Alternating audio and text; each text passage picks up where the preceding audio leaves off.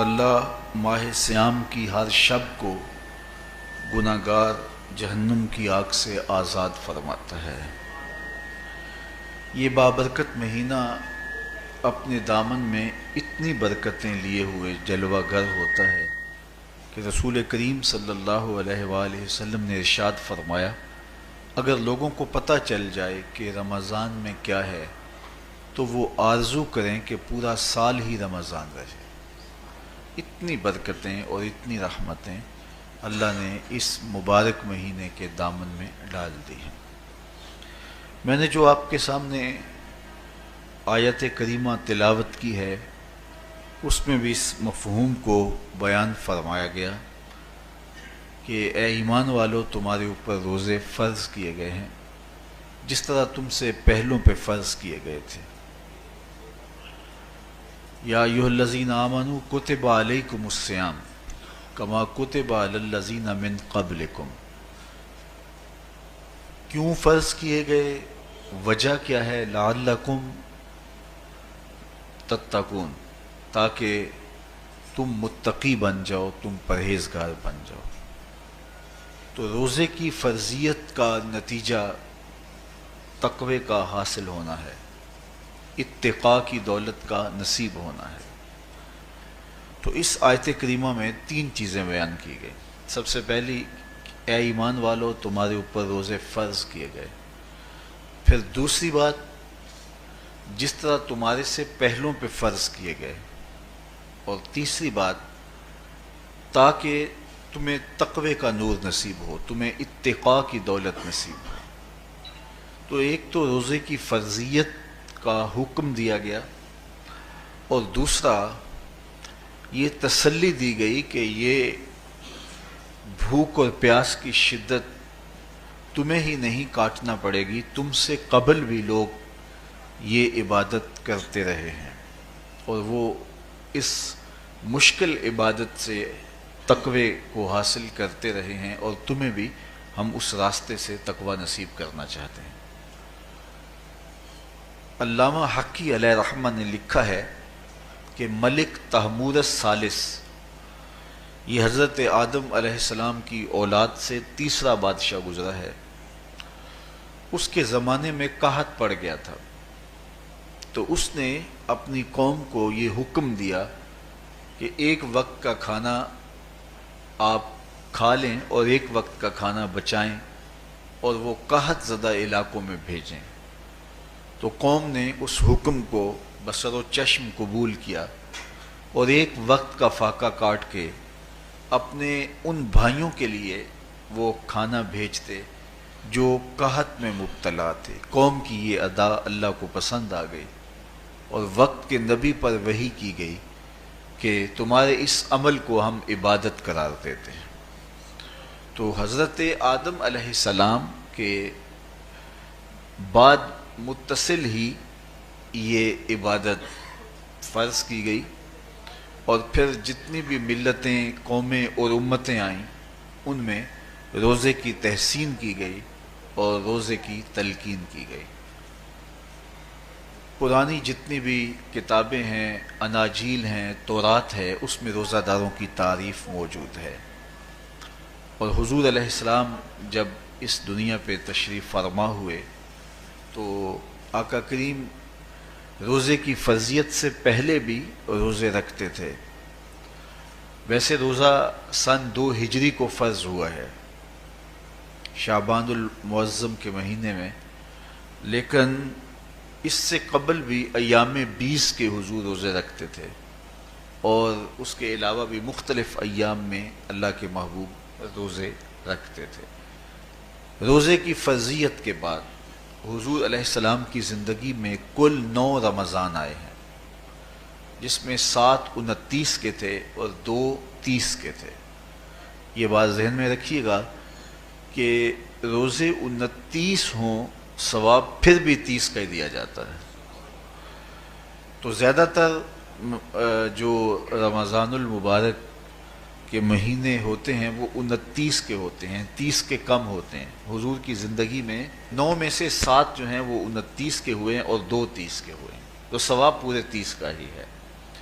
بعض لوگوں کو زیادہ ہی مسئلہ ہوتا ہے، 29 ہو جائیں تو یہ اللہ کا کرم ہے کہ روزہ رکھنا بھی نہیں پڑا اور 30ویں کا ثواب بھی مل گیا، لیکن وہ شور مچا دیتے ہیں کہ یہ روزہ کھا گئے ہیں۔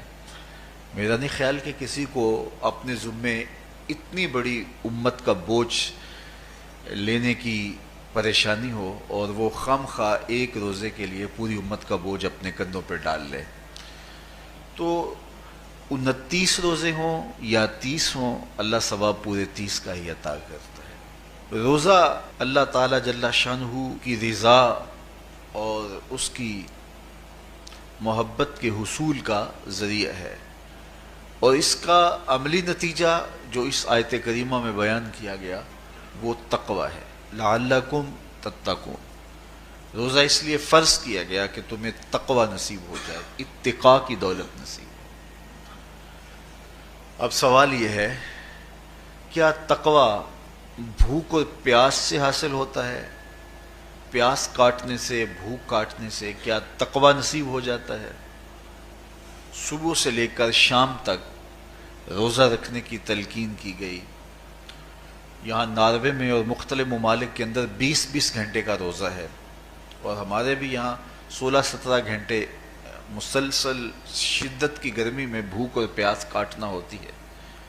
اتنا طویل دورانیہ جو بھوک اور پیاس کاٹی ہے، اس کا مقصد رزق بچانا نہیں ہے، بلکہ وَيُزَادُ فِيهِ رِزْقُ الْمُؤْمِنِ، ماہ صیام میں مومن کا رزق بڑھ جاتا ہے۔ آپ اپنا بجٹ دیکھ لیجئے، باقی مہینوں کی نسبت ماہ صیام میں آپ کے اخراجات زیادہ ہوتے ہیں اور کشادگی ہوتی ہے۔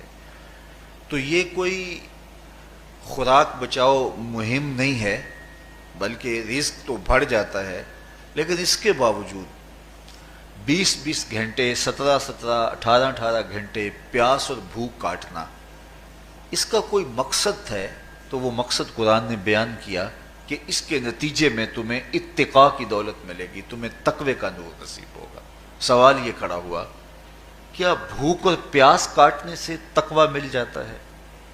تو اس کو سمجھنے کے لیے ایک مختصر تمہید سمجھنا ہوگی، اور وہ یہ کہ ہمارے 2 دشمن ہیں جو ہمیں جادہ مستقیم سے ہٹانے کے لیے دن رات کوشاں ہیں، ایک شیطان اور دوسرا نفس۔ یہ 2 دشمن ہیں جو ہماری متاع عمل، ہمارا خلوص، ہماری للہیت، ہمارا باطن لوٹنے کے لیے ہر وقت مستعد اور فعال رہتے ہیں۔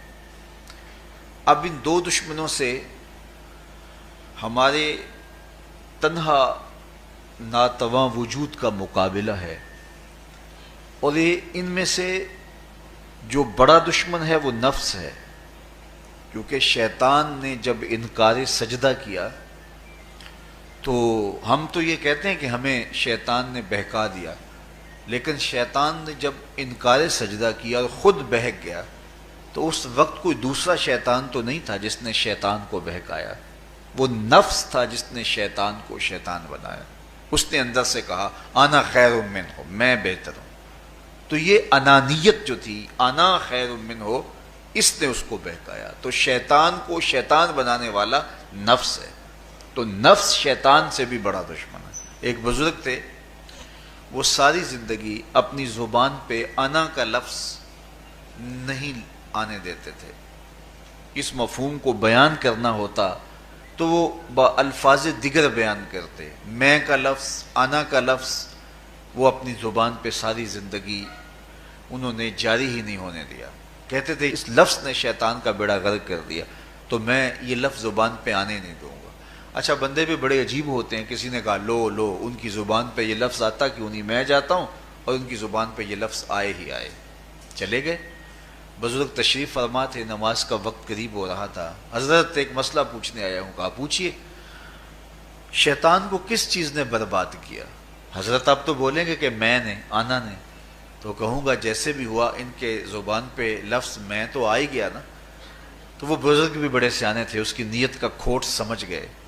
فرمانے لگے بیٹا نماز کا وقت ہو گیا ہے، نماز پڑھ لیتے ہیں پھر اس پہ بات ہوتی ہے۔ نماز ہوئی، سلام پھرا تو خود ہی فرمانے لگے کسی نے کہا تھا کہ شیطان کو کس چیز نے برباد کیا، جواب دینا چاہ رہا ہوں، کس نے پوچھا تھا؟ جھٹ کھڑا ہو گیا، میں نے کہا اسی چیز نے اس کا بیڑا غرق کر دیا۔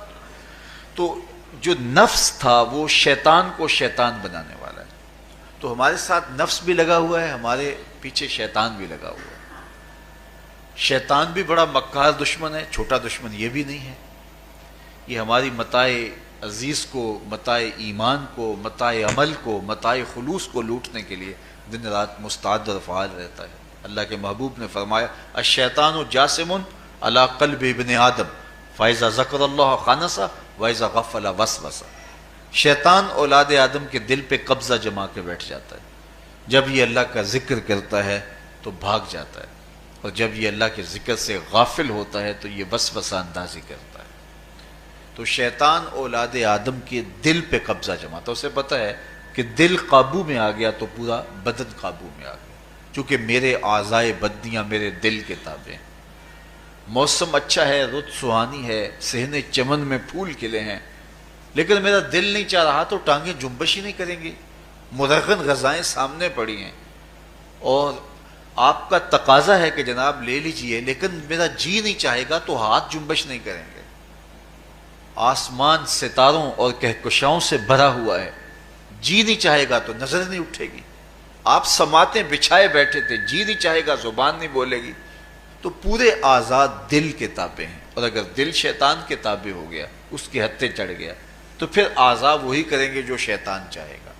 اور اگر یہ دل مالک کی محبت سے سرشار ہوگا تو پھر دل جو چاہے گا وہی اعضاء کریں گے، تو دل اللہ کی نافرمانی کی چاہت ہی پیدا نہیں ہونے دے گا، تو اعضائے بدنیاں کا رخ بھی اللہ کی رضا کے حصول کے لیے ہوگا۔ تو شیطان بھی قبضہ دل پہ جماتا ہے اور دل کو قابو میں کر کے حضرت انسان کا بیڑا غرق کرتا ہے۔ اللہ تعالیٰ کا کرم یہ ہوا اذا جاء رمضان سلسلۃ الشیاطین، اللہ کے محبوب علیہ السلام ارشاد فرماتے ہیں جب ماہ صیام آتا ہے تو شیاطین جکڑ دیے جاتے ہیں، جنت کے دروازے کھول دیے جاتے ہیں، جہنم کے دروازے بند کر دیے جاتے ہیں۔ اب ہمارے دو دشمن تھے، ایک نفس اور دوسرا شیطان، دونوں کے مقابلے میں ناتواں اور کمزور جان کو مقابلے میں آنا پڑتا تھا، لیکن جب ماہ صیام آیا، یہ ماہ انور آیا، تو ہمارے دو دشمنوں میں سے ایک دشمن باندھ دیا گیا۔ اب ہمارا مقابلہ صرف ایک دشمن سے رہ گیا۔ دیکھیے ماہ رمضان آتا ہے تو مسجدوں کے در کشادہ ہو جاتے ہیں، لوگوں کا رجحان دین کی طرف ہوتا ہے۔ جو 5 نمازیں بھی نہیں پڑھتے ہوتے ان کو تراویح میں بھی کھڑا ہوتا دیکھتے ہیں، اہتمام ہوتا ہے، نیکی کا، صدقہ و خیرات کا ماحول پیدا ہوتا ہے۔ ایسا کیوں ہے؟ کہ شیطان بن گیا، لیکن اس کے باوجود نظر بھٹک رہی ہے، خیالوں میں آوارگی ہے، اور رشوت کا بازار گرم ہے۔ کیوں؟ کہ ابھی نفس موجود ہے۔ تو نیکی کا جو ماحول پیدا ہوا یہ شیطان کے بن جانے کی وجہ سے، اور برائی کا ماحول اب بھی موجود ہے یہ نفس کے موجود ہونے کی وجہ سے۔ تو ہمارے دو دشمن ہیں جو ہمیں زیادہ مستقیم سے ہٹاتے ہیں، ایک شیطان اور دوسرا نفس۔ اب جب ماہ صیام آیا تو شیطان باندھ دیا گیا، اب ہمارا مقابلہ صرف نفس سے ہے، اور یہ نفس شیطان سے بھی بڑا دشمن ہے۔ شیطان کو شیطان بنانے والا نفس ہے، اور وہ ہمارے ساتھ جڑا ہوا ہے۔ ماہ صیام میں شیطان تو بند گیا لیکن نفس نہیں بندھا۔ اب ہمیں اپنے نفس کو کمزور کر کے اور اپنی فتح حاصل کرنی ہے اور تقوی کی منزل کو پانا ہے۔ اب شیطان تو اللہ نے باندھ دیا، اب نفس کو کیسے باندھیں؟ تو آئیے نفس کی بندش کیسے ہوگی یہ کسی ایکسپرٹ سے پوچھیں گے کہ یہ کیسے اس کو باندھیں گے، اس کو کیسے قابو میں کریں گے۔ تو کسی ایسے شخص سے پوچھیں جو اس شعبے کا ماہر ہو۔ تو علامہ اقبال کے مرشد ملا جلال الدین رومی علیہ رحمہ کہتے ہیں آؤ تمہیں میں ایک معالج کا پتہ دیتا ہوں جو تمہیں اس بیماری کا علاج بتائے گا اور اس کی بندش کے طریقے بتائے گا۔ شیخ رومی علیہ رحمہ فرماتے ہیں ہفت شہر عشق را اتار گشت ما ہنوز اندر خم یک کوچام۔ عشق کے 7 شہر شیخ فرید الدین اتار گھوم چکے ہیں، اور میرے جیسا شخص عشق کے پہلے شہر کی پہلی گلی کے کونے پہ کھڑا ہے، اب اندازہ کیے کہ جن کا پتہ حضرت ملا جلال الدین رومی دے رہے ہیں وہ کس بلند مرتبے پہ فائز المرام ہے۔ فرمایا کہ وہ عشق کے 7 شہر گھوم چکے ہیں اور میں پہلے شہر کی پہلی گلی کی نکر پہ کھڑا ہوں۔ اب شیخ فرید الدین علیہ رحمہ سے پوچھئے کہ شیطان تو بند گیا، اب نفس کا وبال ہمارے اوپر پڑ رہا ہے اور ہم اس کے باوجود ماہ صیام کے اندر گناہوں میں منہمک ہیں، تو ہمیں بتایا جائے کہ اس نفس کا علاج کیسے کیا جائے، ہمیں آپ کا پتہ بتایا گیا ہے۔ تو شیخ فرید الدین عطار بولے نفس نتواں کشت الا باسے چیز بات گوئم یاد گیرش اے عزیز، نفس نہیں مرتا لیکن اگر 3 اسلحے تیرے پاس ہوں تو یہ ٹھہر بھی نہیں سکتا۔ وہ 3 اسلحے کون سے ہیں؟ خنجر خاموشی و شمشیر جو، نیزائے تنہائی و ترک ہجو۔ خاموشی کا خنجر، بھوک کی تلوار اور تنہائی کا نیزہ، یہ 3 اسلحے ایسے ہیں اگر تو یہ لے کر کے نفس پہ ٹوٹ پڑے تو پھر نفس کا مقابلہ تیرے لیے آسان ہوگا۔ خنجر خاموشی، خاموشی کا خنجر، اللہ کے محبوب علیہ السلام نے فرمایا من صامت نجا، جو خاموش ہو گیا وہ نجات پا گیا، کیونکہ انسان کی زندگی کی زیادہ آفتیں اس کی زبان کی وجہ سے ہیں۔ آپ اپنے گناہوں کا اور میں اپنے گناہوں کا اگر احتساب کروں تو ہمیں سب سے زیادہ گناہ زبان کے ملیں گے۔ آنکھیں بھی گناہ کرتی ہیں، ہاتھ بھی گناہ کرتے ہیں، پاؤں بھی گناہ کرتے ہیں، لیکن سب سے زیادہ گناہ زبان کرتی ہے۔ جھوٹ بھی بولتی ہے، غیبت بھی کرتی ہے، شکوہ بھی کرتی ہے، گالی سب و شتم اور کیا کچھ زبان کے گناہ ہیں۔ اسی لیے اللہ کے محبوب نے فرمایا جو تمہارے 2 جبڑوں کے درمیان ہے یعنی زبان اور 2 ٹانگوں کے درمیان ہے تمہاری پارسائی کی جگہ، تم ان 2 چیزوں کی مجھے ضمانت دے دو، میں محمد تمہیں جنت کی ضمانت دے دیتا ہوں۔ تو انسان کے سب سے زیادہ گناہ زبان کے ہیں اور اس کی پارسائی کی جگہ کے۔ تو اس لیے میرے حضور نے فرمایا من صمت نجا، جو خاموش ہو گیا وہ نجات پا گیا۔ خنجر خاموشی، خاموشی کا خنجر نفس کشی کا ایک مؤثر ذریعہ ہے۔ اور دوسری بات بشمشیر جو، اور بھوک کی تلوار، تو بھوک سے نفس کا مقابلہ کیا جا سکتا ہے، بھوک کی تلوار سے نفس کا سر کاٹا جا سکتا ہے۔ اللہ کے محبوب کا فرمان سنیے یا معاشر الشباب من استطاع منکم الباء فلیتزوج فإنہ اغض للبصر واحسن للفرج فمن لم یستطع فعلیہ بالصوم فإنہ لہ وجاء۔ اے جوانوں کے گروہ، تم میں سے اگر کوئی نکاح کرنے کی طاقت رکھتا ہے تو وہ دیر نہ کرے، فی الفور نکاح کر لے، یہ نظر کا اور پارسائی کا محافظ ہے۔ لیکن اگر تم میں سے کوئی نکاح کرنے کی فی الحال پوزیشن میں نہیں ہے تو وہ کثرت کے ساتھ روزے رکھے، روزے قاطع شہوات ہیں۔ تو بھوک سے نفس کو جو ہے وہ روکا جا سکتا ہے، اس کو لگام ڈالی جا سکتی ہے۔ تیسری بات نیزہ تنہائی، تنہائی کا نیزہ، تو فرمایا گیا کہ العافیت فی العزلہ، کہ تنہائی کے اندر ہی عافیت ہے۔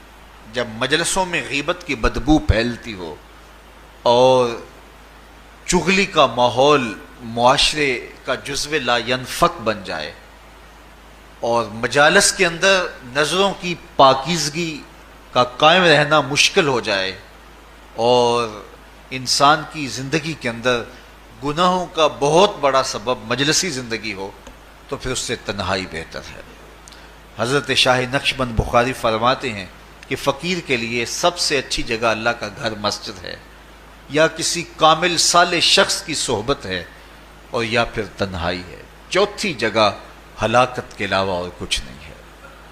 ہمیں اپنے کاروبار میں، اپنے معاملات میں، اپنی ملازمتوں میں جانے کی تلقین کی گئی تو وہاں یہ تلقین کی گئی کہ دیر سے جاؤ جلدی واپس آ جاؤ، اور مسجد میں جاتے ہوئے تلقین کی گئی کہ جلدی جاؤ اور دیر سے واپس آؤ۔ لیکن ہم مسجد کے دروازوں پہ جب دور موجود میں رش دیکھتے ہیں کہ لوگ بہت جلدی نکلنا چاہتے ہیں، حتیٰ کہ کندھوں سے کندھے ٹکرا رہے ہوتے ہیں کہ جلدی سے باہر نکل جائیں، حالانکہ وہ عافیت کی جگہ ہے، 2 منٹ زیادہ بھی ہو جائیں تو کوئی حرج نہیں ہے۔ اور ایسے لوگوں کو بھی نکلنے میں جلدی کرتے ہوئے دیکھا ہے کہ لگتا تو یہ تھا کہ شاید انہوں نے کسی ضروری کام پہ جانا ہے، لیکن باہر نکل کے بازار میں پھٹے پہ بیٹھے تھے اور مسجد سے نکلنے کی جلدی بہت تھی، تو مسجد میں جلدی جاؤ اور دیر سے واپس آؤ، اور بازار میں دیر سے جاؤ اور جلدی واپس آؤ، لیکن ہمارے رویے اس کے برعکس ہو گئے۔ تو تنہائی میں عافیت ہے، خاموشی میں عافیت ہے، اور بھوک میں عافیت ہے، اور یہ ساری چیزیں روزے میں میسر ہیں۔ فرمایا تم سے اگر کوئی شخص الجھے، بحث کرے، لڑائی کرنا چاہے تو تم اسے کہو انی صائم، میں نے روزہ رکھا ہوا ہے۔ اسی طرح جو ہے وہ روزے سے آپ کو یکسوئی ملے گی، قرآن مجید کی تلاوت کا ماحول ہوگا اور تم بھوک کاٹو گے، اور یہ تینوں چیزیں تمہارے نفس کو کمزور کرنے والی ہیں۔ شیطان بند گیا، نفس کمزور ہو گیا، اور جب نفس کمزور ہو گیا، کمزور ہوتا ہے، یہ نفس مرتا نہیں ہے۔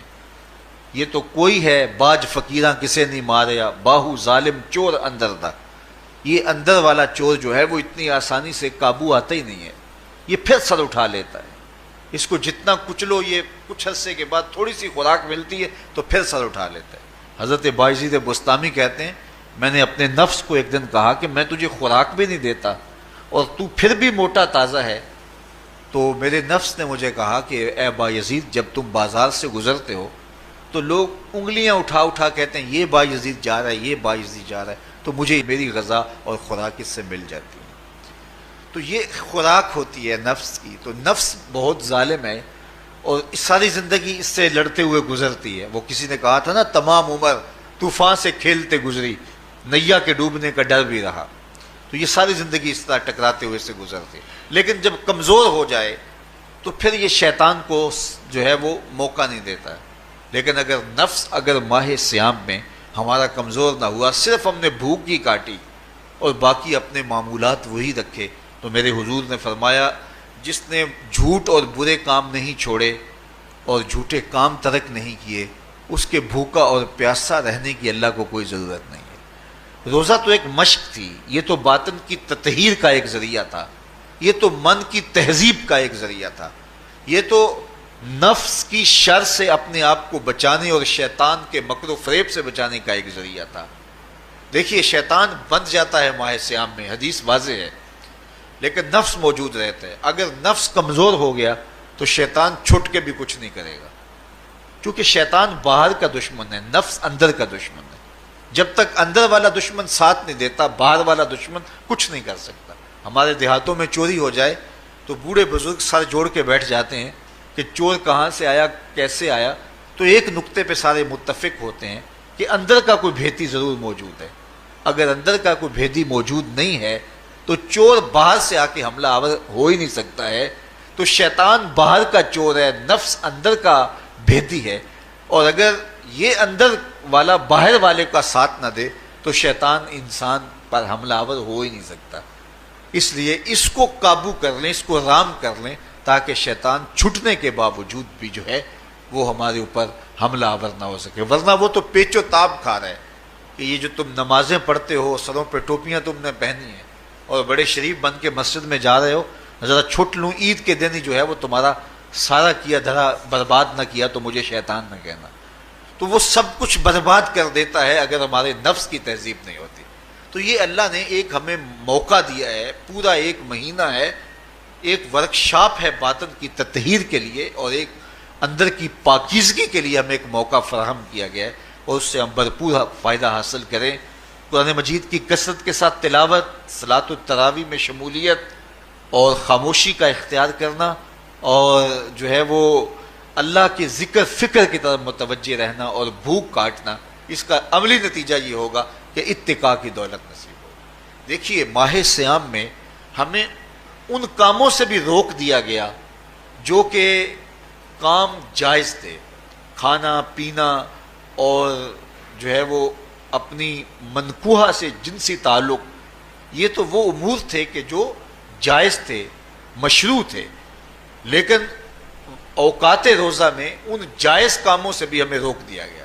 اس فلسفے کو ہمیں سمجھنا ہوگا کہ جو کام شریعت میں جائز تھے، مشروع تھے، روزہ ان سے بھی رک جانے کا نام ہے، اور جو چیزیں شریعت میں جائز ہی نہیں ہیں، جھوٹ بولنا ہے، غیبت کرنا ہے، بد نگاہی ہے اور دیگر برے اعمال ہیں، تو یہ چیزیں تو روزہ نہ بھی ہو پھر بھی ناجائز ہیں.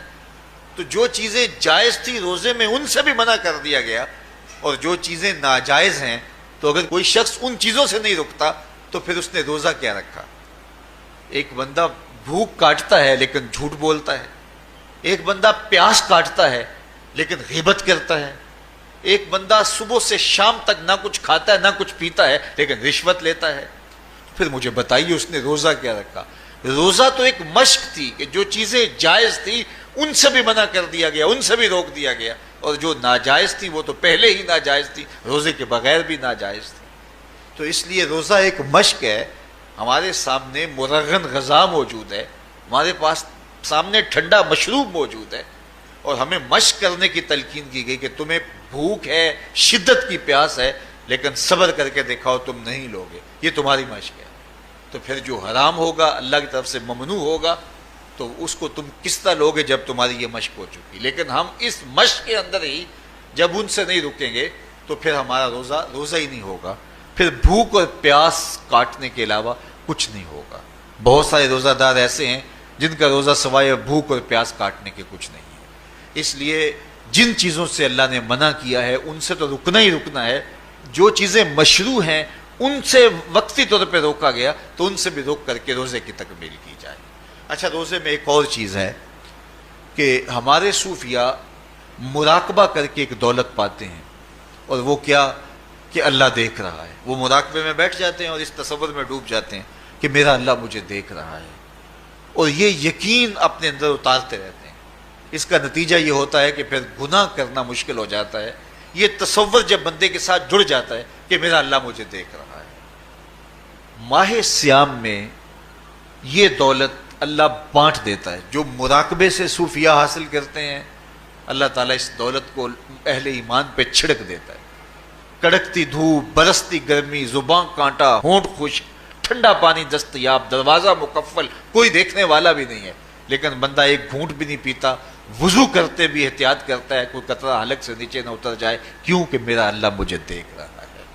جو چیزیں صوفیاء کو مراقبے سے نصیب ہوتی ہیں ماہ سیام میں اللہ اس دولت کو بانٹ دیتا ہے, چھڑک دیتا ہے, بارش کی طرح وہ دولت برستی ہے, اور یہ تصور ہمارے ساتھ جڑ جاتا ہے کہ میرا اللہ مجھے دیکھ رہا ہے. ہم پانی نہیں پیتے, اللہ دیکھ رہا ہے. مرغن غذائیں موجود ہیں کہ اللہ دیکھ رہا ہے. تو میں یہ پوچھتا ہوں کہ ہم کھانا نہیں کھاتے کہ اللہ دیکھ رہا ہے, ہم پانی نہیں پیتے کہ اللہ دیکھ رہا ہے, لیکن جب رشوت لے رہے ہوتے ہیں اللہ اس وقت نہیں دیکھتا, جب نظر بھٹک رہی ہوتی ہے اللہ اس وقت نہیں دیکھتا, جب خیال بہک رہا ہوتا ہے اللہ اس وقت نہیں دیکھتا, جب سوچوں میں آوارگی آتی ہے اللہ اس وقت نہیں دیکھتا. تو یہ صرف وہ کھانے اور پینے کو ہی دیکھ رہا ہے, باقی امور زندگی کو نہیں دیکھ رہا, اور وہ کیا صرف رمضان میں دیکھتا ہے, غیر رمضان میں نہیں دیکھتا. تو یہ جو نور اترا تھا ماہ سیام میں, اس کو اپنے اندر اگر جذب کر لیا جائے تو زندگی سنور جاتی ہے. جو مراقبوں سے حاصل ہوتا تھا ماہ سیام میں وہ میںہ کی طرح برسا, اور ہم اس کے اپنے اندر سمو لیں, جذب کر لیں, تو نتیجہ یہ ہوگا کہ ہماری زندگی نور نہ لا نور ہو جائے گی. اور یہ تصور جب انسان کی زندگی میں جم جائے تو یہ گناہوں سے روکنے کا مؤثر ذریعہ ہے کہ میرا اللہ مجھے دیکھ رہا ہے. مجھے بتائیے اس سے بڑا ہیجان انگیز بھی کوئی منظر ہو سکتا ہے کہ حسن کی پتلی ہے, اور جو ہے وہ اس کی ایک ایک ادا اور اشوے سے قیامتیں پھوٹتی ہیں, اور وہ خود جناب یوسف کے سامنے اپنے حسن کو پیش کر رہی ہے. 7 دروازے بھی مکفل ہیں, بت کے اوپر بھی کپڑا ڈال لیا, اور زلیخا حضرت یوسف کو خود کہہ رہی ہے تالک یوسف اب تو آ جاؤ نا, ذرا آنکھ اٹھا کے میرے جلوے دیکھو. لیکن جناب یوسف کیا بولتے ہیں, قال معاذ اللہ, میں اللہ کی پناہ میں آتا ہوں. کہا تو 7 دروازے بند کر کے لوگوں کی نظروں سے چھپ گئی, اور موٹا کھیس ڈال کے اپنے زوم میں اپنے جھوٹے خدا سے بھی شرم کرتی ہے اور اس سے چھپ گئی. میں اس خدا سے حیا کیوں نہ کروں جو 7ویں کوٹھڑی میں بھی دیکھ رہا ہے. پھر اتنی روشنیاں برسی, اتنا یقین برسا کہ گناہ کیا, گناہ کا تصور بھی محال ہو گیا. تو مجھے بتائیے کتنا ہیجان انگیز منظر تھا جب حسن قدموں میں بچھنے کے لیے خود بےتاب تھا, اور حضرت یوسف جوان رانا ہیں, جوانی اور شباب پورے بانکپن پہ ہے, اور ادھر حسن مچل مچل کے قدموں میں بچھ رہا ہے. لیکن یہ جذبہ کہ میرا اللہ مجھے دیکھ رہا ہے, ایسی رکاوٹ بنتا ہے کالا معاذ اللہ، کہا میں اللہ کی پناہ میں آتا ہوں۔ تو یہ یقین جب بندے کے ساتھ جڑ جاتا ہے کہ میرا اللہ مجھے دیکھ رہا ہے، تو پھر انسان کے لیے گناہ سے بچنا کوئی مشکل نہیں ہوتا۔ گھر میں فاقے ہوں، مشکل میں بندہ پھنسا ہو اور اس کو رشوت مل رہی ہو، تو پھر اپنا ہاتھ روکنا بڑا مشکل ہوتا ہے، بلکتے بچوں کا خیال آتا ہے۔ لیکن جب یہ خیال ہو کہ میرا رب میرا رازق ہے اور میرے اس عمل کو دیکھ رہا ہے، تو پھر بندہ اس کو پرے کا کی حیثیت بھی نہیں دیتا، اور جب وہ پاؤں کی ٹھوکر پہ بھی نہ رکھے تو پھر اللہ فرماتا ہے وَيَرْزُقُهُ مِنْ حَيْثُ لَا يَحْتَسِبُ، تو یہ کر کے دیکھ میں تجھے وہاں سے رزق دوں گا جہاں سے تجھے گمان بھی نہیں ہوگا۔ تو اپنے یقین کو کھڑا کر کے دیکھ، میرے اوپر اعتماد کر کے دیکھ۔ میرے حضور نے فرمایا اللہ پر توکل کرنے کا جو حق ہے اگر تم ادا کرو، وہ تمہیں ایسے رزق دے جیسے پرندوں کو عطا کرتا ہے۔ صبح گھر سے نکلتے ہیں خالی پیٹ ہوتے ہیں، ہمیں تو پتہ ہے دفتر میں جانا ہے، ہمیں تو پتہ ہے دکان پہ جانا ہے، ہمیں تو پتہ ہے فیکٹری میں جانا ہے، ہمیں تو پتہ ہے کہ ہم نے فلاں جگہ جا کے دہاڑی لگانی، لیکن ان کا کوئی کاروبار نہیں ہوتا، کوئی فیکٹری نہیں ہوتی۔ جدھر جی آیا صبح جو ہے وہ اڑان بھر دی، بند توکل پنچھی اڑ دے، خرچ نہ پلے زیرہ ہو، نہ کوئی راس ہے نہ کوئی کاروبار ہے۔ لیکن کبھی ایسا نہ ہوا کہ شام کو خالی پیٹ آئے ہوں۔ تو کہا اگر تم اللہ پہ توکل کر لو، وہ بھی تمہیں ایسے رزق دے جیسے پرندوں کو رزق عطا کرتا ہے۔ پرندوں میں سے ایک پرندہ ہے ہنس، یہ سچے موتی کھاتا ہے، اور آپ پنساری کے پاس موتی لینے جائیں تو ہزاروں روپے تولے کے ماشے کے حساب سے آپ لیں تو پھر بھی آپ سوچتے ہیں کہ پتہ نہیں یہ خالص دیے یا نہیں دیے۔ وہ اتنے نایاب اور کامیاب ہیں کہ آپ ماشوں اور تولوں میں خریدتے ہیں اور پھر بھی آپ کو شک رہتا ہے کہ یہ خالص ہیں یا کہ نہیں۔ اور ہنس کھاتا ہی وہ ہے، اور دنیا پر ایک نہیں لاکھوں کروڑوں ہنس ہیں، اور روزانہ صبح و شام کھاتے ہیں اور پیٹ بھر کے کھاتے ہیں، اور اللہ انہیں روز عطا بھی کرتا ہے۔ تو یہ مالک وہ ہے، رازق ہے۔ جب اس پہ توکل اور اس پہ یقین پیدا ہو جاتا ہے تو پھر مشکل نہیں رہتا، پھر آسانی پیدا ہو جاتا ہے۔ تو روزوں میں اللہ تعالیٰ یہ یقین دیتا ہے کہ وہ مجھے دیکھ رہا ہے، بندہ یہ تیقن پیدا کر لیتا ہے کہ میرا اللہ مجھے دیکھ رہا ہے۔ بعض کا چھوٹے بچے روزہ رکھ لیتے ہیں تو مائیں بے چین ہو جاتی ہیں، جب دوپہر کے وقت پھول جیسے بچے کملا جاتے ہیں تو مائیں انہیں بند کمرے میں کوئی کھانا یا کوئی ٹافی یا کوئی اور چیز یا چاکلیٹ دیتی ہیں کہ بیٹے یہ کھا لو، تو وہ بچے نہیں کھا رہے ہوتے تو مائیں کہتے ہیں پتر کھا لو کوئی نہیں دیکھ رہا، تو وہ بچے بھی کہتے ہیں اللہ دیکھ رہا ہے۔ تو وہ جو صوفیاء کو مراقبوں سے ملتا ہے وہ ایک بچے کو بھی نصیب ہو رہا ہے کہ میرا اللہ مجھے دیکھ رہا ہے۔ یہاں ایک اور بھی تسلی ہے، ہم ہزار گناہ گار سہی، ہم ہزار سیاہ کار سہی، لیکن ہمارا رب پہ کتنا یقین ہے رمضان میں پتہ چلتا ہے کہ اس ذات پہ ہمارا کتنا تیقن ہے، کتنا یقین ہے، جس کو دیکھا نہیں، چھوا نہیں، بات نہیں ہوئی، جو تصور خیال کی حدود سے بھرا ہے، اتنا یقین ہے کہ ہم پانی نہیں لیتے، کھانا نہیں لیتے کہ میرا اللہ مجھے دیکھ رہا ہے۔ کاش کہ اس کو ہم اپنی پوری زندگی میں پھیلا لیں، اور اس کو زندگی میں جب ہم طاری کر لیں گے تو پھر گناہ کرنا محال اور ناممکن ہو جائے گا، اور زندگی نور علی نور ہو جائے گی، اور یہی تقوی کا حصول ہے۔ تو فرمایا اے ایمان والو، تمہارے اوپر روزے فرض کر دیے گئے جس طرح تم سے پہلوں پہ فرض کیے گئے تھے، لعلکم تتقون، تاکہ تم متقی بن جاؤ، تاکہ تم پرہیزگار بن جاؤ۔ حضرت سلمان فارسی رضی اللہ تعالی عنہ سے مروی ہے کہ جب شعبان کی 29 تاریخ ہوتی تو اللہ کے محبوب ہمیں خطبہ ارشاد فرماتے، اس میں رمضان المبارک کے فضائل بیان کرتے اور کہتے تمہارے پاس ایک شہر عظیم عزت اور عظمت والا مہینہ آ رہا ہے، جس کا ہر دن باقی سال کے دنوں سے افضل ہے، جس کی ہر رات باقی سال کی راتوں سے افضل ہے، اور اس میں ایک رات ایسی ہے لیلۃ القدر جو 1000 مہینے سے بہتر۔ تو یہ اللہ تعالیٰ کی رحمتوں کا روپ ہے، رحمتوں کے دروازے کھول دیے جاتے ہیں، اور روزہ دار کا روزہ بالخصوص عصر کے وقت، شام کے وقت، پچھلے پہر، روزہ دار کے خالی معدے سے جو ایک بو اٹھتی ہے، مہک اٹھتی ہے، اللہ کو کستوری سے بھی زیادہ محبوب ہوتی ہے۔ اللہ اکبر۔ اور فرمایا للصائم فرحتان، فرحۃ عند فطرہ و فرحۃ عند لقاء ربہ، روزہ دار کے لیے 2 خوشیاں ہیں۔ ایک خوشی اسے تب ملتی ہے جب وہ روزہ کھولتا ہے، سارے دن کی بھوک اور پیاس کاٹ کے، جب شام کو ٹھنڈا اور میٹھا مشروب اسے ملتا ہے، اور وہ مشروب اپنے جو ہے وہ منہ میں ڈالتا ہے، وہ معدے کی طرف اترتا ہے، تو اس کی زبان بولے نہ بولے، اس کا ایک ایک انگ اللہ کی تسبیح بول رہا ہوتا ہے اور اللہ کا شکر ادا کر رہا ہوتا ہے۔ اس وقت اسے ایک عجیب فرحت ہوتی ہے کہ اتنا طویل لمبا روزہ تھا، شکر ہے کہ میرا روزہ تکمیل کو پہنچا۔ ایک روحانی مسرت، پھر روزہ کھلنے کے وقت اس کو بدنی مسرت، تو ایک فرمایا اس کو فرحت تب ملتی ہے جب وہ روزہ کھولتا ہے، وَفَرْحَةٌ عِنْدَ لِقَاءِ رَبِّهِ، اور دوسری فرحت اسے تب ملے گی جب روزے کے صلے میں اللہ اپنے رخ سے پردہ ہٹا دے گا اور اللہ اپنا دیدار عطا فرمائے گا۔ تو یہ روزے دار کے لیے خوشیاں ہیں۔ تو خوش نصیب ہیں وہ لوگ جو ماہ سیام کے روزے پورے خشوع و خضوع کے ساتھ رکھتے ہیں اور اس کی برکتوں سے مالا مال ہوتے ہیں۔ ورنہ بعض لوگ میں نے ایسے بھی دیکھے ہیں، وہ چھوٹی چھوٹی بیماریوں کا بہانہ بنا کے روزہ ترک کر دیتے ہیں اور انہیں حوصلہ ہی نہیں پڑتا روزہ رکھنے کا، چونکہ الصوم نصف الصبر، روزہ آدھا صبر ہے۔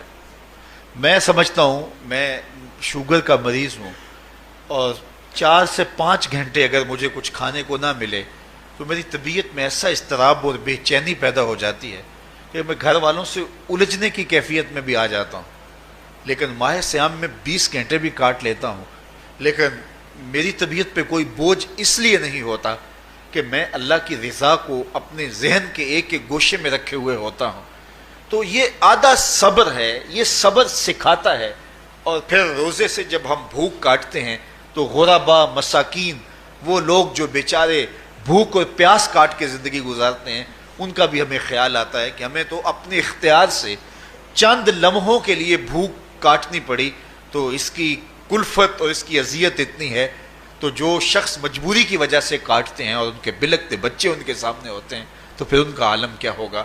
تو اس سے پھر صدقہ اور خیرات کا ماحول پیدا ہوتا ہے اور ہم غربا کو اپنے ساتھ خوشیوں میں شریک کرتے ہیں۔ یہ اللہ کی رحمتوں کا موسم بہار ہے اور اہل ایمان کے لیے کرم نوازیوں، رحمات، برکات اور انوار کا لوٹ سے میلہ ہے، جس میں گناہ گاروں کی بخشش و مغفرت کا ساماں ہوتا ہے اور اللہ ماہ سیام کی ہر شب کو گناہ گار جہنم کی آگ سے آزاد فرماتا ہے۔ یہ بابرکت مہینہ اپنے دامن میں اتنی برکتیں لیے ہوئے جلوہ گر ہوتا ہے کہ رسول کریم صلی اللہ علیہ وآلہ وسلم نے ارشاد فرمایا، اگر لوگوں کو پتہ چل جائے کہ رمضان میں کیا ہے تو وہ آرزو کریں کہ پورا سال ہی رمضان رہے۔ اتنی برکتیں اور اتنی رحمتیں اللہ نے اس مبارک مہینے کے دامن میں ڈال دی ہیں۔ میں نے جو آپ کے سامنے آیت کریمہ تلاوت کی ہے، اس میں بھی اس مفہوم کو بیان فرمایا گیا کہ اے ایمان والو، تمہارے اوپر روزے فرض کیے گئے ہیں جس طرح تم سے پہلوں پہ فرض کیے گئے تھے۔ یا ایھا الذین آمنوا کتب علیکم الصیام کما کتب علی الذین من قبلکم۔ کیوں فرض کیے گئے؟ وجہ کیا ہے؟ لعلکم تتقون، تاکہ تم متقی بن جاؤ، تم پرہیزگار بن جاؤ۔ تو روزے کی فرضیت کا نتیجہ تقوی کا حاصل ہونا ہے، اتقاء کی دولت کا نصیب ہونا ہے۔ تو اس آیت کریمہ میں 3 چیزیں بیان کی گئی۔ سب سے پہلی، اے ایمان والو، تمہارے اوپر روزے فرض کیے گئے۔ پھر دوسری بات، جس طرح تمہارے سے پہلوں پہ فرض کیے گئے۔ اور تیسری بات، تاکہ تمہیں تقوی کا نور نصیب ہو، تمہیں اتقاء کی دولت نصیب ہو۔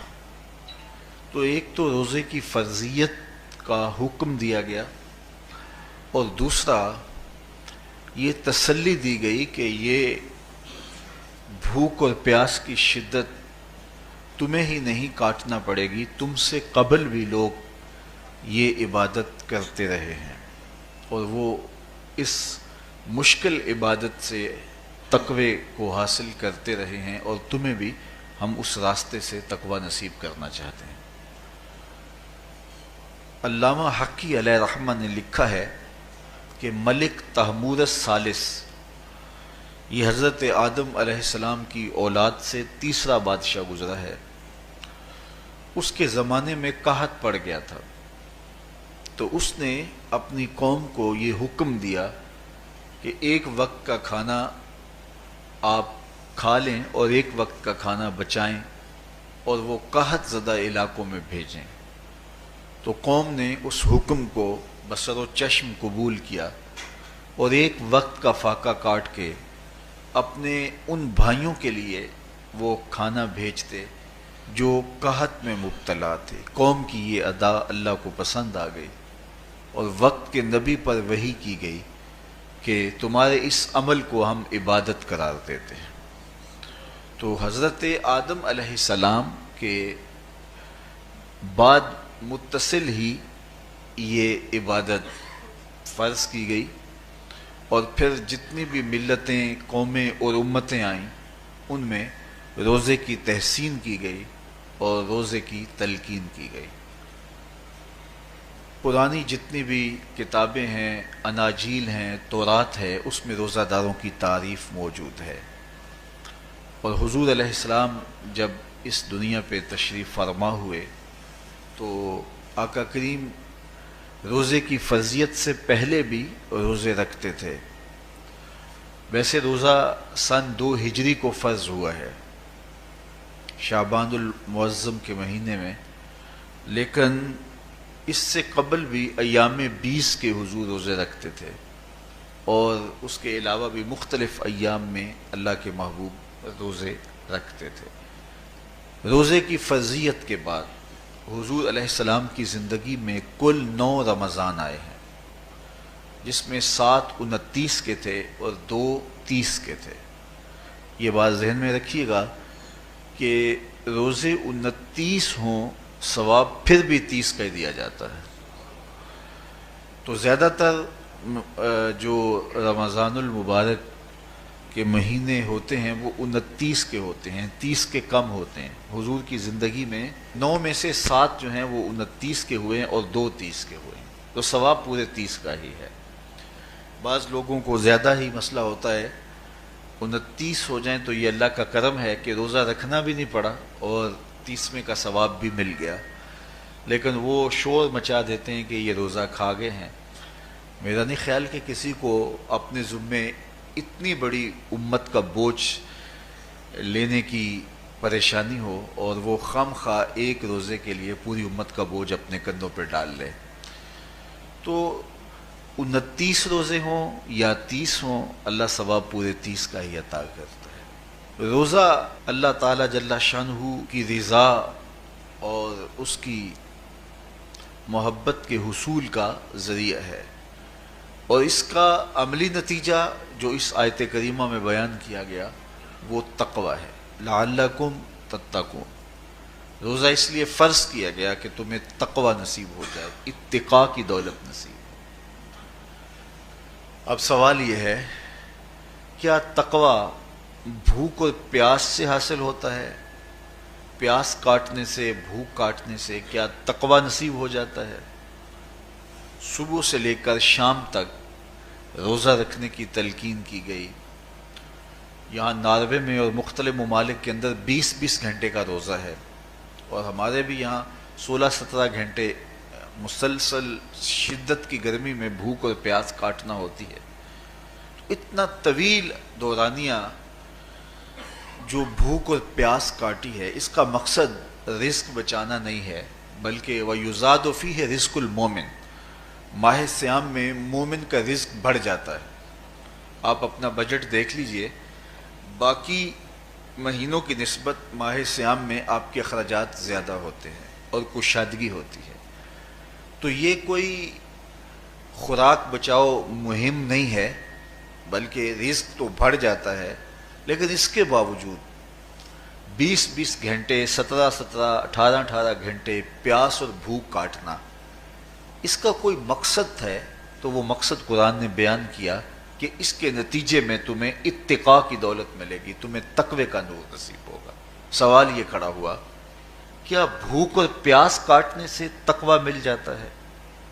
تو اس کو سمجھنے کے لیے ایک مختصر تمہید سمجھنا ہوگی، اور وہ یہ کہ ہمارے دو دشمن ہیں جو ہمیں جادہ مستقیم سے ہٹانے کے لیے دن رات کوشاں ہیں، ایک شیطان اور دوسرا نفس۔ یہ دو دشمن ہیں جو ہماری متاع عمل، ہمارا خلوص، ہماری للہیت، ہمارا باطن لوٹنے کے لیے ہر وقت مستعد اور فعال رہتے ہیں۔ اب ان دو دشمنوں سے ہمارے تنہا ناتواں وجود کا مقابلہ ہے، اور ان میں سے جو بڑا دشمن ہے وہ نفس ہے، کیونکہ شیطان نے جب انکار سجدہ کیا تو ہم تو یہ کہتے ہیں کہ ہمیں شیطان نے بہکا دیا، لیکن شیطان نے جب انکار سجدہ کیا اور خود بہک گیا تو اس وقت کوئی دوسرا شیطان تو نہیں تھا جس نے شیطان کو بہکایا، وہ نفس تھا جس نے شیطان کو شیطان بنایا۔ اس نے اندر سے کہا انا خیر منہ، میں بہتر ہوں۔ تو یہ انانیت جو تھی، انا خیر منہ، اس نے اس کو بہکایا۔ تو شیطان کو شیطان بنانے والا نفس ہے، تو نفس شیطان سے بھی بڑا دشمن ہے۔ ایک بزرگ تھے، وہ ساری زندگی اپنی زبان پہ انا کا لفظ نہیں آنے دیتے تھے۔ اس مفہوم کو بیان کرنا ہوتا تو وہ با الفاظ دیگر بیان کرتے، میں کا لفظ، انا کا لفظ، وہ اپنی زبان پہ ساری زندگی انہوں نے جاری ہی نہیں ہونے دیا۔ کہتے تھے اس لفظ نے شیطان کا بیڑا غرق کر دیا، تو میں یہ لفظ زبان پہ آنے نہیں دوں گا۔ اچھا، بندے بھی بڑے عجیب ہوتے ہیں، کسی نے کہا لو لو، ان کی زبان پہ یہ لفظ آتا کیوں نہیں، میں جاتا ہوں اور ان کی زبان پہ یہ لفظ آئے ہی آئے۔ چلے گئے، بزرگ تشریف فرما تھے، نماز کا وقت قریب ہو رہا تھا۔ حضرت ایک مسئلہ پوچھنے آیا ہوں۔ کہا پوچھئے، شیطان کو کس چیز نے برباد کیا؟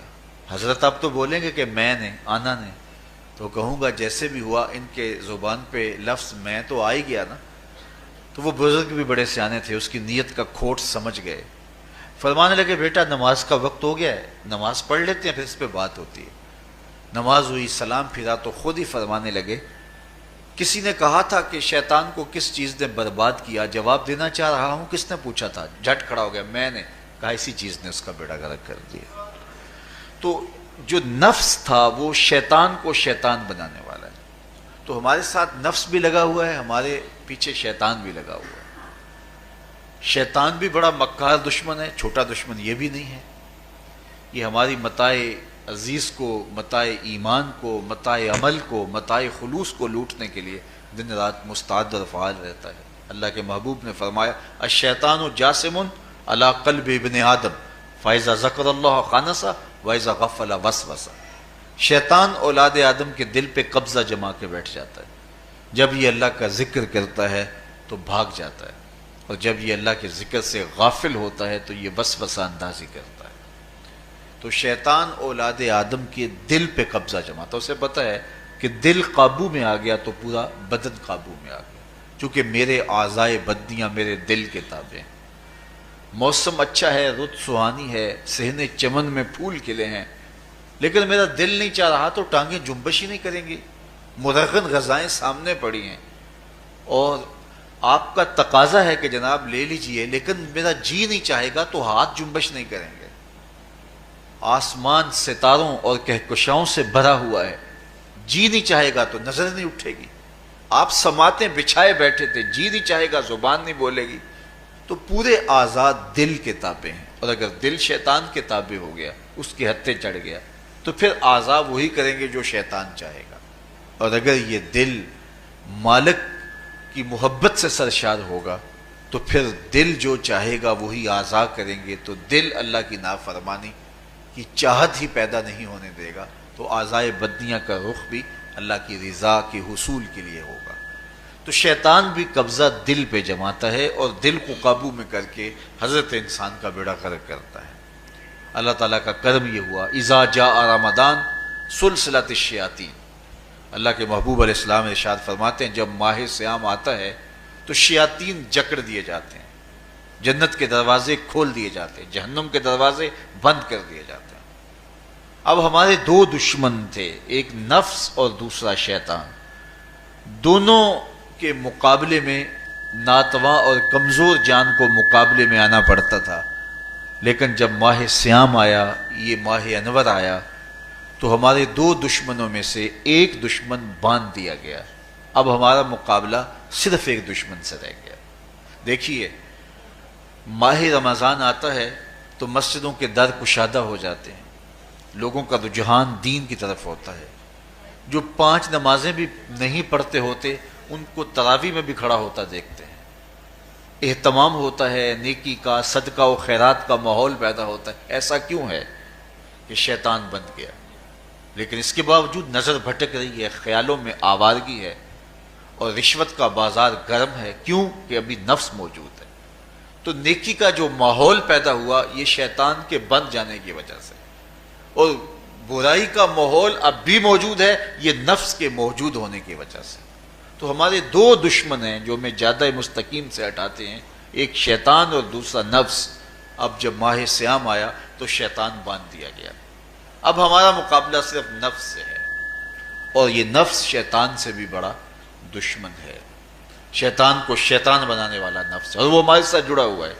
ماہ سیام میں شیطان تو بند گیا لیکن نفس نہیں بندھا۔ اب ہمیں اپنے نفس کو کمزور کر کے اور اپنی فتح حاصل کرنی ہے اور تقوی کی منزل کو پانا ہے۔ اب شیطان تو اللہ نے باندھ دیا، اب نفس کو کیسے باندھیں؟ تو آئیے، نفس کی بندش کیسے ہوگی یہ کسی ایکسپرٹ سے پوچھیں گے کہ یہ کیسے اس کو باندھیں گے، اس کو کیسے قابو میں کریں گے۔ تو کسی ایسے شخص سے پوچھیں جو اس شعبے کا ماہر ہو۔ تو علامہ اقبال کے مرشد ملا جلال الدین رومی علیہ رحمہ کہتے ہیں، آؤ تمہیں میں ایک معالج کا پتہ دیتا ہوں جو تمہیں اس بیماری کا علاج بتائے گا اور اس کی بندش کے طریقے بتائے گا۔ شیخ رومی علیہ رحمہ فرماتے ہیں، ہفت شہر عشق را اتار گشت ما ہنوز اندر خم یک کوچام۔ عشق کے 7 شہر شیخ فرید الدین اتار گھوم چکے ہیں، اور میرے جیسا شخص عشق کے پہلے شہر کی پہلی گلی کے کونے پہ کھڑا ہے۔ اب اندازہ کیے کہ جن کا پتہ حضرت ملا جلال الدین رومی دے رہے ہیں وہ کس بلند مرتبے پہ فائز المرام ہے۔ فرمایا کہ وہ عشق کے 7 شہر گھوم چکے ہیں اور میں پہلے شہر کی پہلی گلی کی نکر پہ کھڑا ہوں۔ اب شیخ فرید الدین علیہ رحمہ سے پوچھئے کہ شیطان تو بند گیا، اب نفس کا وبال ہمارے اوپر پڑ رہا ہے، اور ہم اس کے باوجود ماہ سیام کے اندر گناہوں میں منہمک ہیں، تو ہمیں بتایا جائے کہ اس نفس کا علاج کیسے کیا جائے۔ ہمیں آپ کا پتہ بتایا گیا ہے۔ تو شیخ فرید الدین اتار بولے، نفس نتواں کشت اللہ باسے چیز بات گوئم یاد گیرش اے عزیز۔ نفس نہیں مرتا، لیکن اگر 3 اسلحے تیرے پاس ہوں تو یہ ٹھہر بھی نہیں سکتا۔ وہ 3 اسلحے کون سے ہیں؟ خنجر خاموشی و شمشیر جو، نیزائے تنہائی و ترک ہجو۔ خاموشی کا خنجر، بھوک کی تلوار اور تنہائی کا نیزہ۔ یہ 3 اسلحے ایسے ہیں، اگر تو یہ لے کر کے نفس پہ ٹوٹ پڑے تو پھر نفس کا مقابلہ تیرے لیے آسان ہوگا۔ خنجر خاموشی، خاموشی کا خنجر۔ اللہ کے محبوب علیہ السلام نے فرمایا، من صامت نجا، جو خاموش ہو گیا وہ نجات پا گیا، کیونکہ انسان کی زندگی کی زیادہ آفتیں اس کی زبان کی وجہ سے ہیں۔ آپ اپنے گناہوں کا اور میں اپنے گناہوں کا اگر احتساب کروں تو ہمیں سب سے زیادہ گناہ زبان کے ملیں گے۔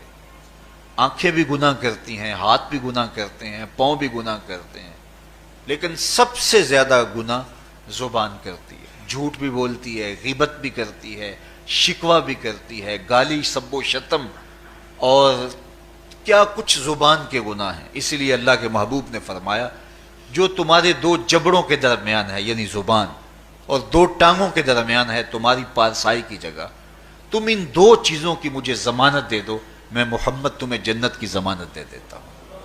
تو انسان کے سب سے زیادہ گناہ زبان کے ہیں اور اس کی پارسائی کی جگہ کے۔ تو اس لیے میرے حضور نے فرمایا، من صمت نجا، جو خاموش ہو گیا وہ نجات پا گیا۔ خنجر خاموشی، خاموشی کا خنجر نفس کشی کا ایک مؤثر ذریعہ ہے۔ اور دوسری بات، بشمشیر جو، اور بھوک کی تلوار. تو بھوک سے نفس کا مقابلہ کیا جا سکتا ہے، بھوک کی تلوار سے نفس کا سر کاٹا جا سکتا ہے. اللہ کے محبوب کا فرمان سنیے، یا معاشر الشباب من استطاع منکم الباء فلیتزوج فإنہ اغض للبصر واحسن للفرج فمن لم یستطع فعلیہ بالصوم فإنہ لہ وجاء. اے جوانوں کے گروہ، تم میں سے اگر کوئی نکاح کرنے کی طاقت رکھتا ہے تو وہ دیر نہ کرے، فی الفور نکاح کر لے. یہ نظر کا اور پارسائی کا محافظ ہے. لیکن اگر تم میں سے کوئی نکاح کرنے کی فی الحال پوزیشن میں نہیں ہے تو وہ کثرت کے ساتھ روزے رکھے. روزے قاطع شہوات ہیں. تو بھوک سے نفس کو جو ہے وہ روکا جا سکتا ہے، اس کو لگام ڈالی جا سکتی ہے. تیسری بات، نیزہ تنہائی، تنہائی کا نیزہ. تو فرمایا گیا کہ العافیت فی العزلہ، کہ تنہائی کے اندر ہی عافیت ہے. جب مجلسوں میں غیبت کی بدبو پھیلتی ہو اور چغلی کا ماحول معاشرے کا جزو لا ینفک بن جائے اور مجالس کے اندر نظروں کی پاکیزگی کا قائم رہنا مشکل ہو جائے اور انسان کی زندگی کے اندر گناہوں کا بہت بڑا سبب مجلسی زندگی ہو تو پھر اس سے تنہائی بہتر ہے. حضرت شاہ نقشبند بخاری فرماتے ہیں کہ فقیر کے لیے سب سے اچھی جگہ اللہ کا گھر مسجد ہے، یا کسی کامل صالح شخص کی صحبت ہے، اور یا پھر تنہائی ہے. چوتھی جگہ ہلاکت کے علاوہ اور کچھ نہیں ہے. ہمیں اپنے کاروبار میں، اپنے معاملات میں، اپنی ملازمتوں میں جانے کی تلقین کی گئی تو وہاں یہ تلقین کی گئی کہ دیر سے جاؤ جلدی واپس آ جاؤ، اور مسجد میں جاتے ہوئے تلقین کی گئی کہ جلدی جاؤ اور دیر سے واپس آؤ. لیکن ہم مسجد کے دروازوں پہ جب دور موجود میں رش دیکھتے ہیں کہ لوگ بہت جلدی نکلنا چاہتے ہیں، حتیٰ کہ کندھوں سے کندھے ٹکرا رہے ہوتے ہیں کہ جلدی سے باہر نکل جائیں. حالانکہ وہ عافیت کی جگہ ہے، 2 منٹ زیادہ بھی ہو جائیں تو کوئی حرج نہیں ہے. اور ایسے لوگوں کو بھی نکلنے میں جلدی کرتے ہوئے دیکھا ہے کہ لگتا تو یہ تھا کہ شاید یہ انہوں نے کسی ضروری کام پہ جانا ہے، لیکن باہر نکل کے بازار میں پھٹے پہ بیٹھے تھے اور مسجد سے نکلنے کی جلدی بہت تھی. تو مسجد میں جلدی جاؤ اور دیر سے واپس آؤ، اور بازار میں دیر سے جاؤ اور جلدی واپس آؤ. لیکن ہمارے رویے اس کے برعکس ہو گئے. تو تنہائی میں عافیت ہے، خاموشی میں عافیت ہے، اور بھوک میں عافیت ہے، اور یہ ساری چیزیں روزے میں میسر ہیں. فرمایا تم سے اگر کوئی شخص الجھے، بحث کرے، لڑائی کرنا چاہے تو تم اسے کہو انی صائم، میں نے روزہ رکھا ہوا ہے.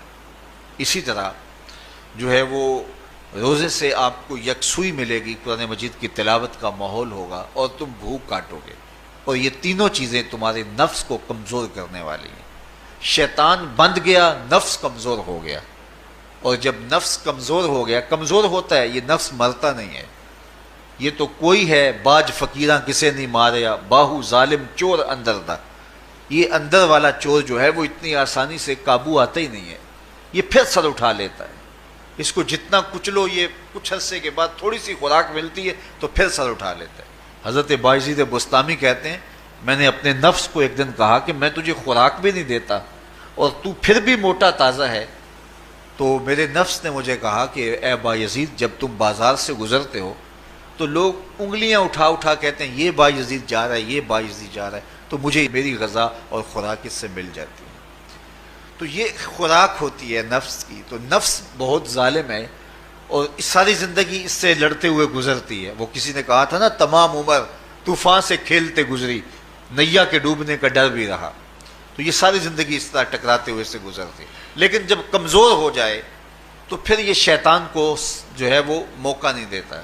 لیکن اگر نفس ماہ صیام میں ہمارا کمزور نہ ہوا، صرف ہم نے بھوک ہی کاٹی اور باقی اپنے معمولات وہی رکھے، تو میرے حضور نے فرمایا جس نے جھوٹ اور برے کام نہیں چھوڑے اور جھوٹے کام ترک نہیں کیے، اس کے بھوکا اور پیاسا رہنے کی اللہ کو کوئی ضرورت نہیں ہے. روزہ تو ایک مشق تھی، یہ تو باطن کی تطہیر کا ایک ذریعہ تھا، یہ تو من کی تہذیب کا ایک ذریعہ تھا، یہ تو نفس کی شر سے اپنے آپ کو بچانے اور شیطان کے مکر و فریب سے بچانے کا ایک ذریعہ تھا. دیکھیے شیطان بند جاتا ہے ماہ صیام میں، حدیث واضح ہے. لیکن نفس موجود رہتا ہے. اگر نفس کمزور ہو گیا تو شیطان چھٹ کے بھی کچھ نہیں کرے گا، کیونکہ شیطان باہر کا دشمن ہے، نفس اندر کا دشمن ہے. جب تک اندر والا دشمن